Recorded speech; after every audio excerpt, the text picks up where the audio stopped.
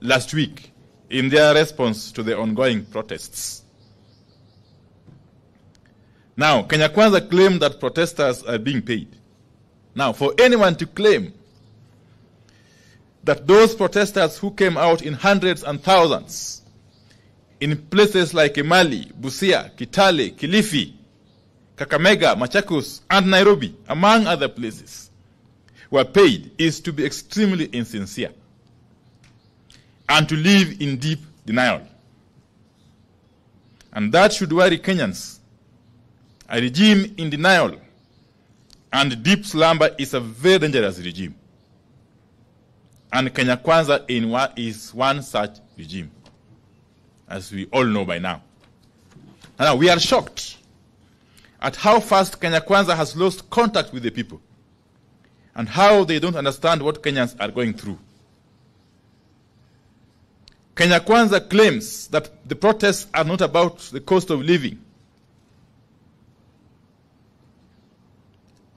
In their view, the cost of living is not so high as to warrant protests.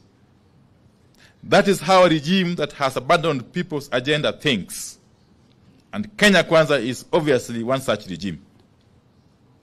Because Kenya Kwanza does not seem to understand or know how hungry and angry Kenyans are. And like a broken record, Kenya Kwanza is stuck, still talking about the handshake of 2018, the Nusumukate of 2008, and so on and so forth. Kenyans are past that stage.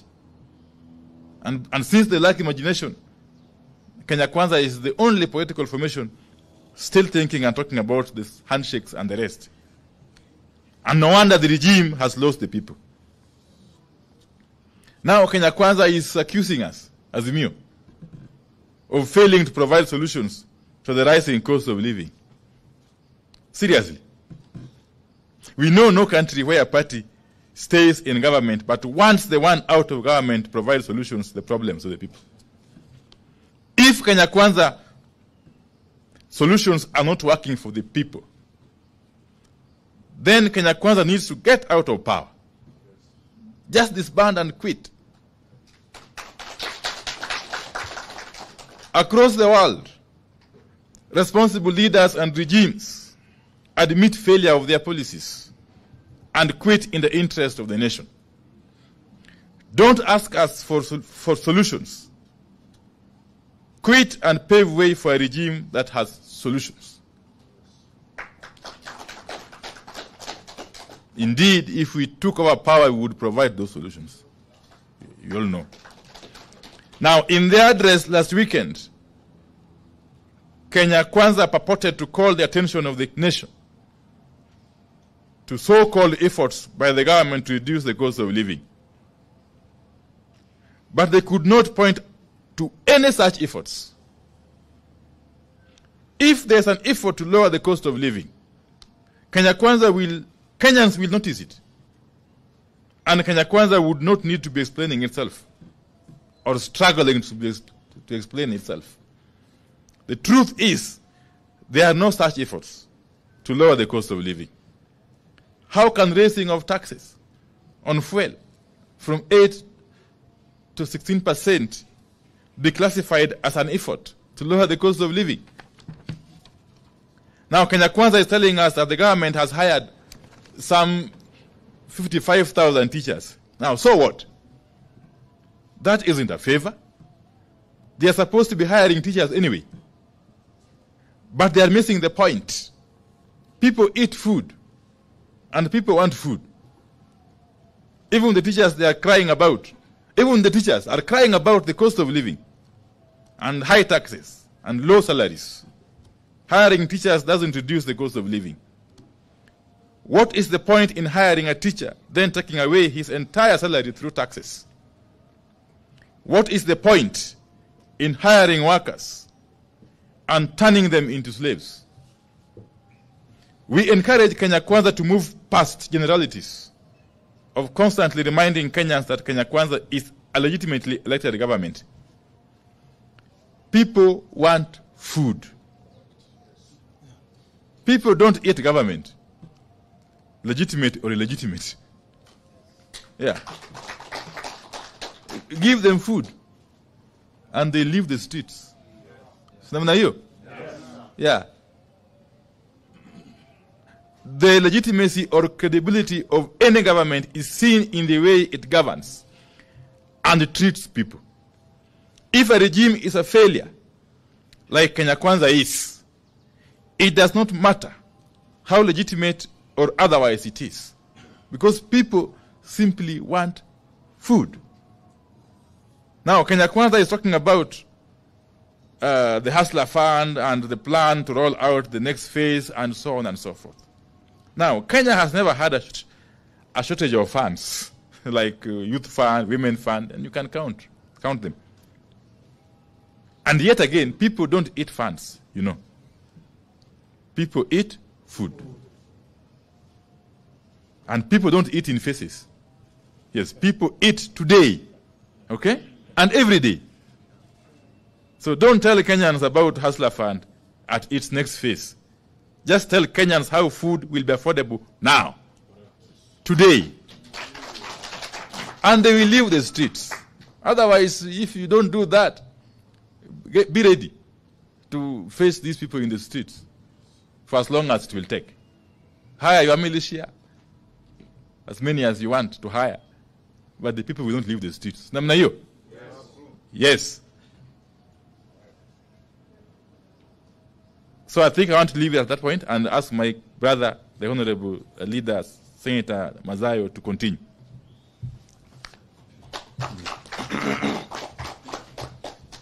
Yes. Sorry. I'll continue from where my brother Opio has left.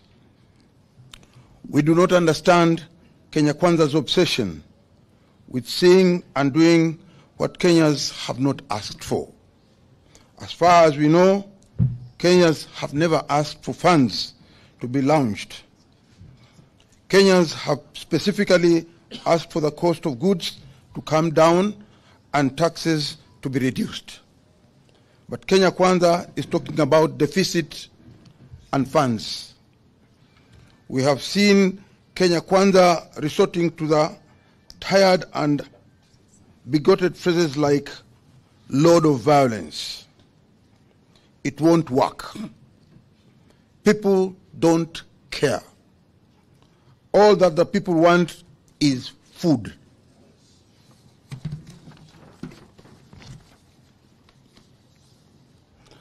And decent standard of living.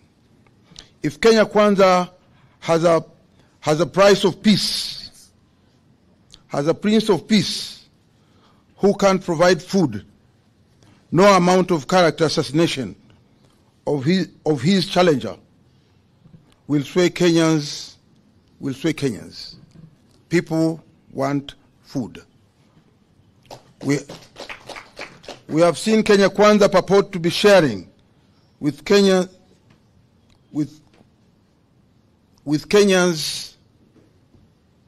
the Right Honorable Raila Odinga's political history. How ridiculous can they get? We now challenge the same members of parliament to share with us the political history of William Ruto and Rigathi Gachagua from 1990 to date. They started it. Let them go to the full length. We take note that the Kenya Kwanza MPs have threatened to mobilize their supporters to counter protesters whom they believe are supporters of Azimio. Again, Kenya Kwanza is missing the point and getting it wrong. The thousands of Kenyans turning up for protests are not just Azimio supporters.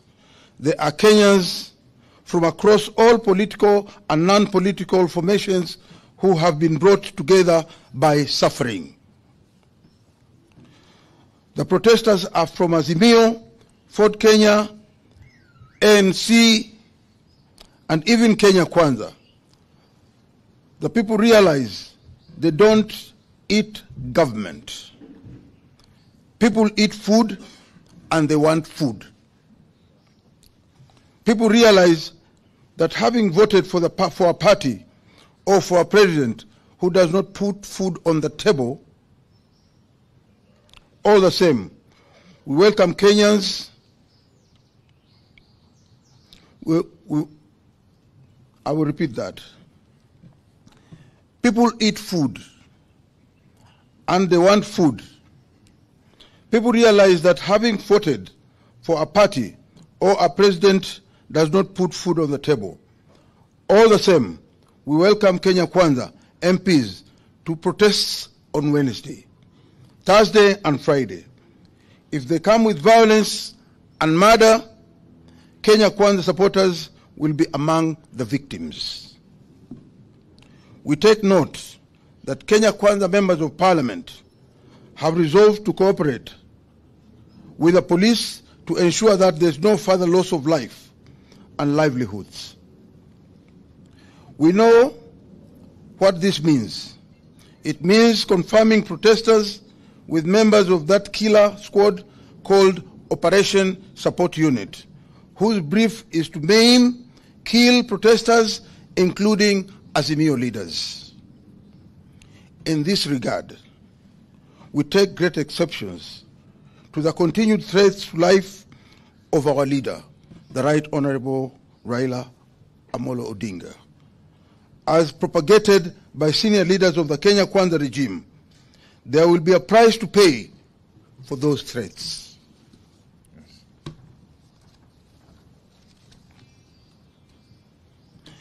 We are shocked that Kenya Kwanza is talking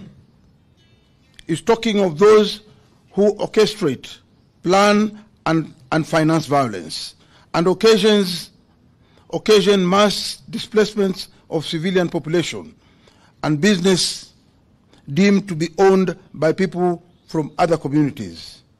That sounds like Kenya Kwanza.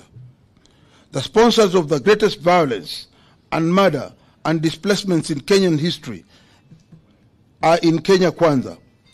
Kenya Kwanza members of parliament need to know the history of the leaders of their parties, of their party. The men and women who have sponsored violence, evicted communities, and taken over their land and businesses are in Kenya Kwanza. It is clear that Kenya Kwanza is struggling on all fronts. We call on Kenyans to wake up to the reality that we are on our own and we have to fight for ourselves. In this regard, we acknowledge motorists for their participation in the last protests and encourage them to continue staying off the road on Wednesday, Thursday, and Friday in solidarity with all the Kenyans. Let's meet on Wednesday, Thursday, and Friday. Let's invite the Honorable Edwin Sifuna before Honorable Leader Eno Kwambua also comes in. That order. Thank you very much. Just two things to add on to that statement, that we have received intelligence that in fact senior police officers in the Kenyan Police Command have chosen to ignore the illegal directive that was given by CS Kindiki for police officers to shoot protesters. And that is the reason why the president convened a PG, because he knows the police will not do his dirty work. He has now told his own members of parliament to mobilize people in their constituencies to come and harm protesters. We want to say here to those of you who might be mobilized to come and fight your fellow Kenyans, we are not the enemy. We are not the ones who have added taxation on fuel. All these members of parliament here voted against that bill. You cannot come and fight your fellow hustlers in the streets. You cannot come from Madare and think that you are better than the person who comes from Kasarani. If Kenyans are sleeping hungry because of the price of food, the hustlers are sleeping hungry and members of Azimio are also sleeping hungry. For a president to convene a meeting where he sets his own people against each other.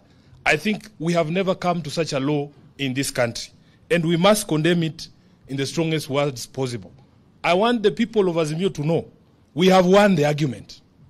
By the time you hear a professor of law like Kindiki saying he no longer wants to hear English or Swahili or constitutional concepts, it means we have won the argument. They have no answer to the questions that Kenyans are asking them. That is why a professor, somebody who should be encouraging discourse, constitutional discourse, and encouraging the development of law, would get to a point and he says, sasa hii kizungu imekuwa mingi, wajuaji Nairobi wamekuwa wengi, sasa tupige hao risasi. It means we have won the argument and they have no answers. Finally, we will not fight our fellow countrymen. I want to make it very clear. In Nairobi, we live as a community. Kikuyu, Luya, Jaluo, kila mtu hapa. Saile Jaluo analala njaa, Muluya analala njaa, Mkikuyu analala njaa. We will not fight our fellow countrymen. In fact, some of these members of parliament who talk, you know, we are with them in the Senate. Mtu kama Cherargei. Yeye anaweza piga nani hapa mbele vile mnaona hapa. Who can Cherargei fight here? Eh? He talks like that because he knows he's going to hide behind the instruments of violence of the state. Senator Cherargei, instead of organizing your boys to come and fight peaceful demonstrators, just come and fight Sifuna. Hey, akuje tu tukutane watu wawili. Lastly, they are crying and saying, oh, this signature thing is going nowhere. But they are actively sabotaging the collection of signatures. We have had over 1,000 attacks on our website that is being used for collection of signatures. They have even cloned the website to try and, confuse our supporters. But we are saying Kenyans want to eat, and they want to eat today. It doesn't matter how long you cover your ears. Tutapiga hiyo masikio kofi mpaka ifunguke. Usikie kilio ya Wakenya. Asante sana. Honorable Enoch Wamboa. Alafu Honorable Kenchonga. And then Honorable Senator. Thank you very much. I'll also be very brief.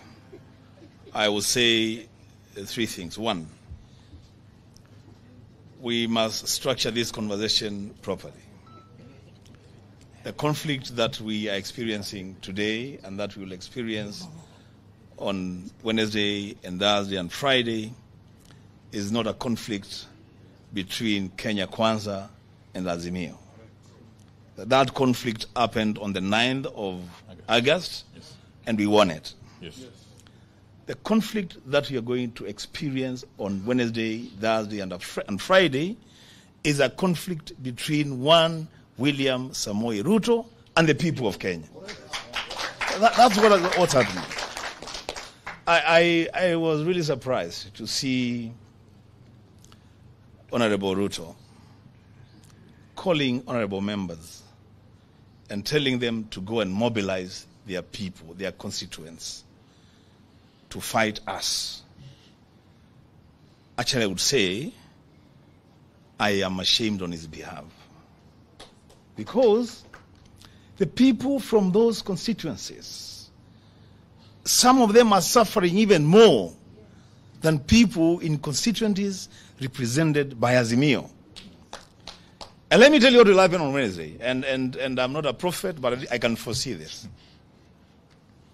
Any member of parliament, any leader from Kenya Kwanza, who dares to stop their people from saying they are starving. That's what people are saying. We want food. That's what they are saying. Any member that dares stop his people from saying that, then that member will be forced by his people to say other things. Yes. Lastly, we are at the lowest that any democracy can sink. At the lowest. And you know, myself and Senator Sifuna, we were in the bipartisan talks. And when we realized that we were being taken for a ride, we said, stop any conversation about anything else. Let us talk about food for our people. And that conversation will take place on Wednesday, on Thursday, and Friday. And if people are uncomfortable with that, I have a solution for them. Bring down the cost of living today. And you will not be on the streets on Wednesday, Thursday, and Friday. I thank you. Ken Chonga.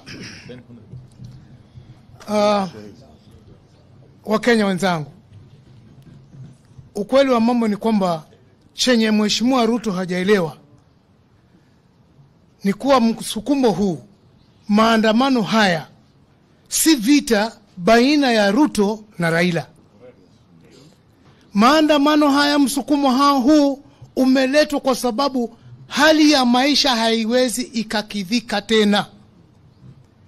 Mwenye alisimama na Ruto, mwenye alisimama na Raila, wote leo shida ni zile zile moja. Na Ruto, mimi nataka kumwambia kitu kimoja.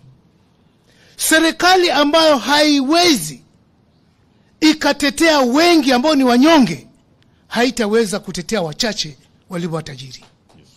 Wale ambao wanalia njaa leo, wawe ni Azimio, wawe ni Kenya Kwanza, ni wale wanyonge. Mtoto hawezi kulilia chakula ukampe mawe. Watu wanataka chakula, unawaletea vitisho ati tutakuua. Wale walio kuchagua wewe leo, kama kwako huwezi kuwaona maana, ni kitu gani kitakuwa na maana kwako tena? Wacha hii ieleweke. Wacha Ruto aelewe, asikie. Hakuna vitisho ambavyo kwamba atavitoa ili watu waweze kunyamaza na kuvumilia. Watu wanataka chakula leo. Watu wanataka chakula kesho. Ndio ili vizazi ambavyo vinakuja vijue kwamba vimezaliwa katika karne ambayo kwamba inajali maslahi ya wananchi ambao wapo. Na watu wakikosa chakula, Ruto ajitahadhari. Mbali na maandamano, mambo zaidi yako nyuma ya mfuata. Asante. You are aware that the United Nations has pronounced itself on the situation in the country, especially on the issue of police brutality and the killings that went on during the demonstration. I want to state very clearly that the earlier petition by Azimio to ICC is very active. And we want to encourage the United Nations and ICC to note the events of this week. One, the President William Ruto chaired a meeting that planned anarchy on the people of Kenya at State House. Number two, the suspension of the Constitution by those in KK Alliance, particularly Article 37 of the Constitution. Three, the killings that went on last week. And as Azimio, we have profiled all the people who died, and all of them died as a result of shootings by the police. Thirdly, the statements attributed to one Kindiki, who ironically was a lawyer at the ICC. Two, Gachagua. And three, Moses Kuria threats on Baba. We are asking ICC, please take note of what is happening in this country so that we have the commencement of our petition before the ICC so that these people are brought to book. And lastly, we are aware, we have information that governors, and some of them as Azimio governors, have been instructed to spend county money on hiring militias to attack people. We are asking governors that we are watching you. Any money spent to pay goons to attack peaceful demonstration shall be recovered from you, and you will be prosecuted for using public money to organize goons to attack peaceful demonstrators. Thank you. Okay. I think that's fine. Thank you very much.